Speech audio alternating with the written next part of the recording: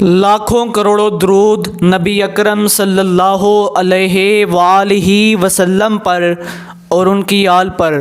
خوابوں کی تعبیر کے ایک نئے ایپیسوڈ کے ساتھ حیات اسلام کے تمام ناظرین کو السلام علیکم ورحمۃ اللہ وبرکاتہ۔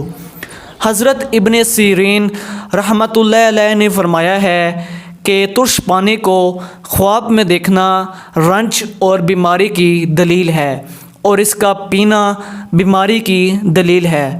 حضرت کرمانی رحمۃ اللہ علیہ نے فرمایا ہے کہ اگر کوئی شخص ترش پانی کو گرتا ہوا دیکھے یا اس میں سے کچھ نہ پیا ہو تو دلیل ہے کہ غم اور اندوہ سے نجات پائے گا، اور اگر بیمار ہے تو شفا پائے گا۔